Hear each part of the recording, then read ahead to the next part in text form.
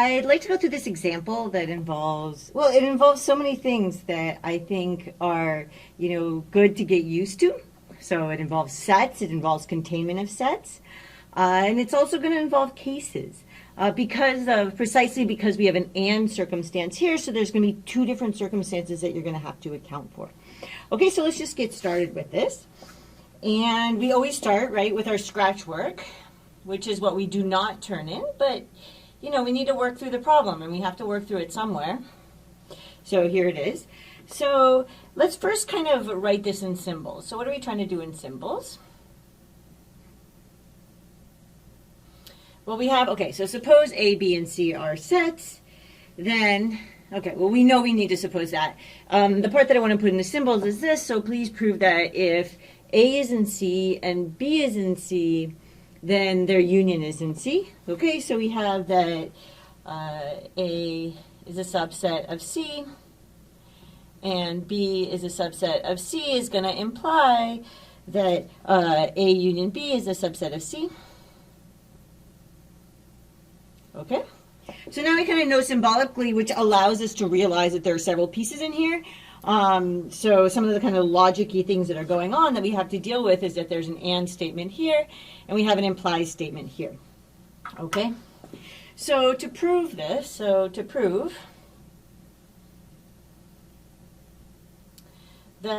A union B is in C, right? What do we need to prove? This is another thing that kind of, this is breaking down what do the definitions actually mean. So to prove this, we need to prove that that X is in A union B implies that X is in C, right? Okay, so now what do we have going on? So givens. Okay, so what are all of our givens? So we have that A is a subset of C and B is a subset of C, right? These are our givens. And then what do we need? So our goal is that for all X, we're going to have this part here, right? That X is in A union B implies that X is in C. Okay. So this is kind of what we start with, just in terms of listing, the fact that A, B, and C are sets. We will need to list that later, but that's somehow not in the logic of what we're doing. So we're just going to kind of work this out here. But what can we do here, which is that because there's an if-then statement, we can actually shift this into our givens, but we need to start, because it's a for all X, we need to start with it being arbitrary. Okay, so what are we going to do? So this part here, because I'm also underlining the for all X part, because that's where the arbitrary part is going to come in, which is that we can, so what do we need to do? Because of this, is we need to make X in A union B arbitrary, right? And then it becomes like one of the givens. We're assuming it to be true. Okay, so and shift it to the givens.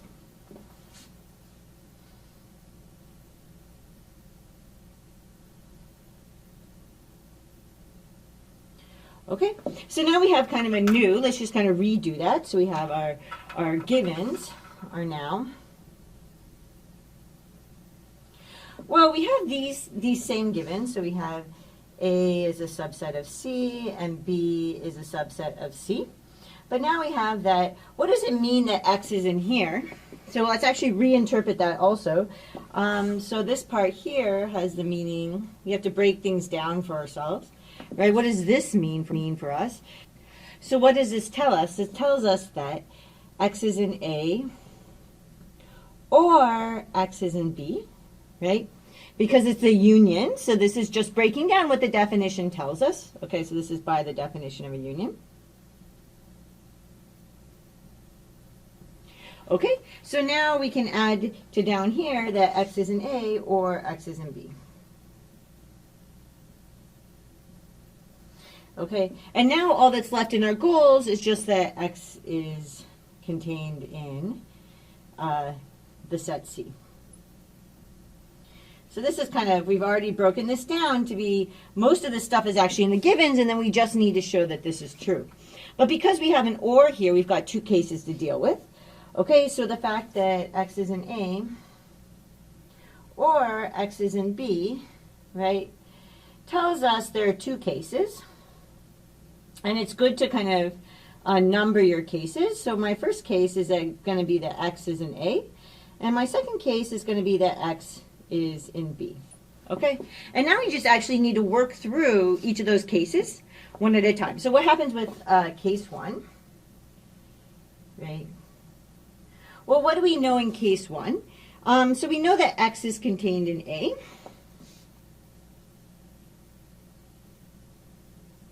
Right? But by the fact that A is a subset of C, X is contained in A, and we know that A is a subset of C, right? Then by definition of the fact that A is a subset of C, this is going to tell us that actually X has to be contained in C. But that's what we wanted. That was our goal, so we're done with that case. Okay, now we look at case two. So in this one, we have that X is in B, right? And our goal is that X is in C, but we can just use the definition of a subset and the fact that B is a subset of C. So this and B is a subset of C precisely tells me that if X is in B, then X has to be in C. Okay, so we figured out how we're going to do it in both cases. Okay, and well, maybe I'll even note here so that we remember to put that in the proof, that by definition A is a subset of C. Sorry, by the definition of the fact that A is a subset of C, and by definition of B is a subset of C, that's how we knew that the fact that X was in A implied X was in C, and X was in B implied X was in C. Okay, so this is just our scratch work. We don't turn this in, but we can use it to kind of tell us how to write the proof. So now let's do our final product. So this is what you would actually turn in.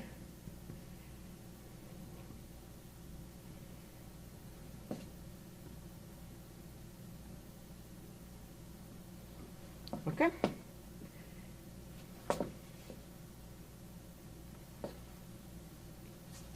So here we go. So claim. So suppose that A, B, and C are sets.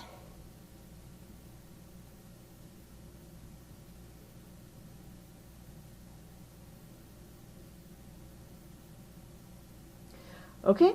Then we have that if A is a subset, what is the A is a subset of C and B is a subset of C, then A union B is a subset of C. Okay. Proof. Okay. Well, the first thing I want to do is to actually suppose this. Okay. And then, right, so we need to, in our first sentence, we kind of have to suppose this and kind of use our givens. Okay, so we need to suppose this, and we need to suppose, right, everything that's in our givens at this stage, okay? So we have, well, kind of, I'm still going to write that as X is in here, but let's just go ahead and write this. So suppose that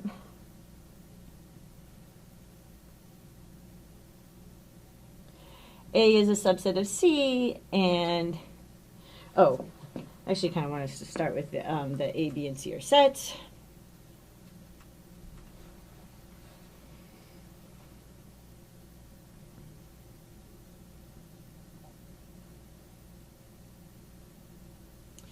And then we can say suppose further, because we want to put more things. And so maybe this all doesn't necessarily need to go in one sentence, because it can get to be a bit much.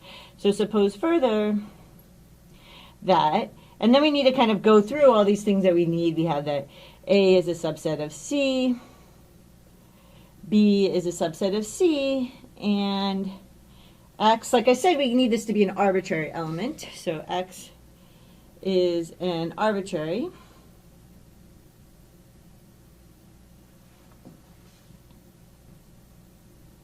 element of, And then we have A union B. Okay? Now, now we can kind of explain what we're going to do. Okay? So we show that in each of the following two cases, or it suffices to show,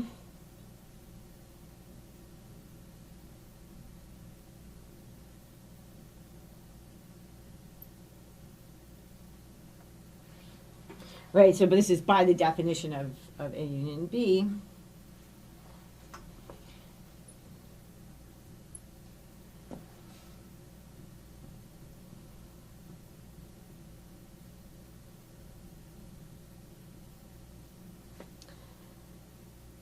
That in each of the following two cases,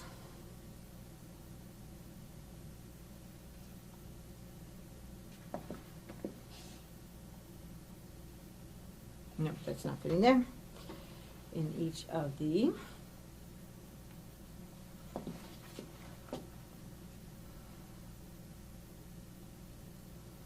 following two cases, we have, like, what is our goal of what we need? We have that X is in C. Okay, so here, what are my two cases? So my two cases are that X equals A and X equals B. Okay, list your cases. This is something that was taught to me at some point, because if you don't list all your cases, you may miss a circumstance, and your reader doesn't feel confident that you've covered all the circumstances. So it really is important to list your cases. Okay, and then you can actually just write, there's nothing wrong with writing case one. Suppose X is an A.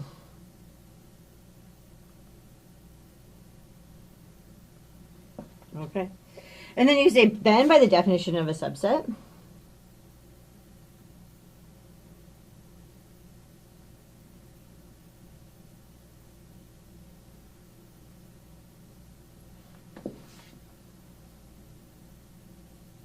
right, the fact that A is in C implies that X is in C. Okay, and that's all that we needed, right? We were trying to show that X is in C. So we're done. Okay, now case two. Okay, so now we suppose that X is an element of B.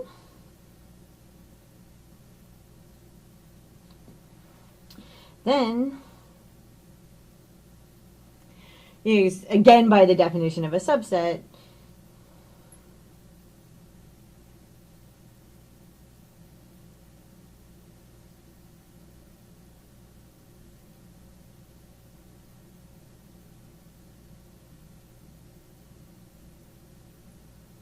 right, we have that, so then now we have that B is contained in C implies X is in C. Okay. Now, since, and now comes the part where, yeah, we did what we needed to do, but, you know, you really need to convince the person who's reading it that you didn't miss anything, as well as yourself, right? Like, wind it all back together to make sure that it's clear how, that you did what you meant to do, okay? So since we know that either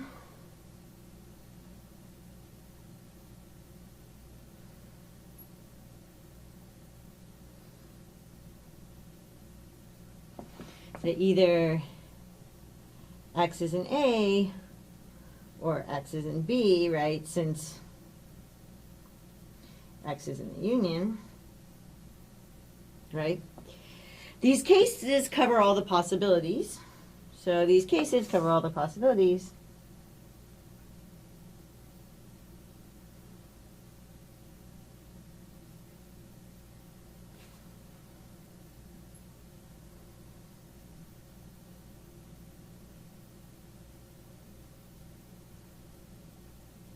Right? So we can conclude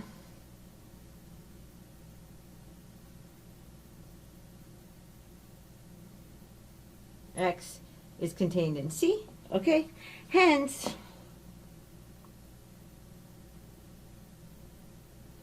if A is subset of C and B is a subset of C, then A union B is a subset of C as desired.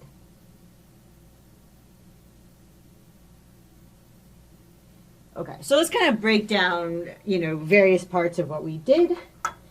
Okay, so the first thing, right, the first two sentences, right,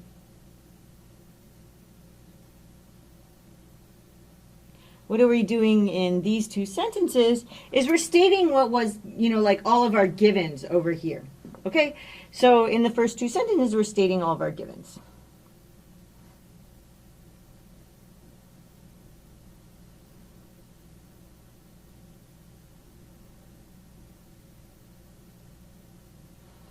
Okay, and then, no, it should still, no. Oh, I put it there. Okay, let's just.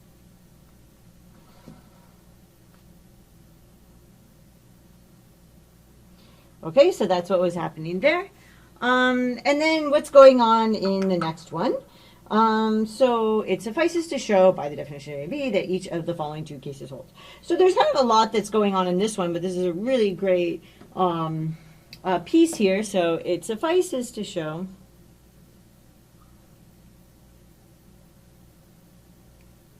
by the definition of A union B, then in each of the following two cases, we have this is happening. Okay. So what's going on there, this is good for two reasons. The first is it's good to tell us, like, the suffices to show are really helpful, so that the reader kind of knows that this is what I'm proving. This is how I'm going to prove the final thing. You should say how you know that it suffices to show that. Often it's by definition. Honestly, that your first step is just breaking down what the definitions mean. Okay. The other thing that's really important in here is that we list our two cases, as I said before, so that you don't miss any cases and so that the reader knows you don't miss any cases. Okay, so good to say suffices to show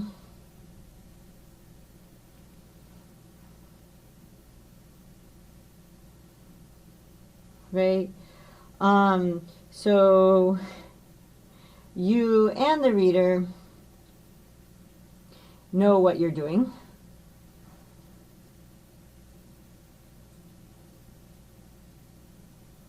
Right? And why you can. Right? Also, it's also going to be important to list your cases.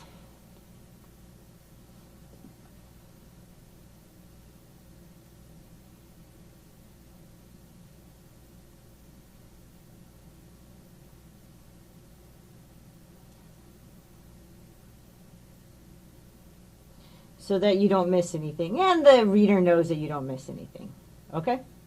So this is kind of what's going on in this portion.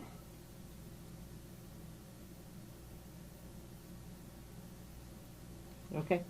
Then we can go through the cases one by one, right? There's not this, we can just go through. So in this part, we just go through our cases one at a time. Right? So you're going to prove the result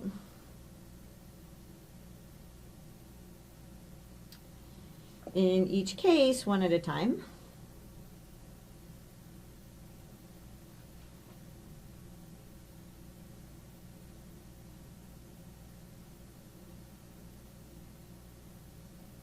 Okay, and then the last bit, as we kind of talked about, is really you bringing it all together so that we know that we're done. Okay, so bring together, so no done.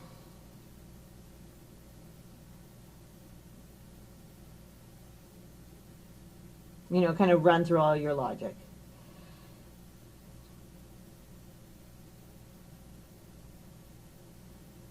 Okay, so this is what's happening in the last part. Okay, so this is what's happening in this portion. Okay? And you should kind of run back through the logic to kind of let us know, okay, this is why we're actually done.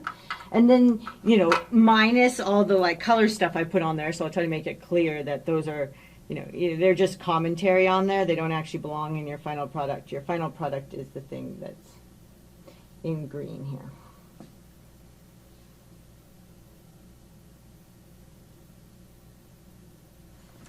Oops.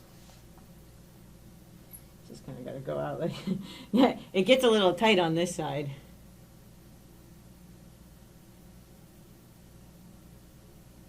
Okay.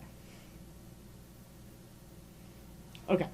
So, right, so we start by stating our givens or our assumptions, both of them, really.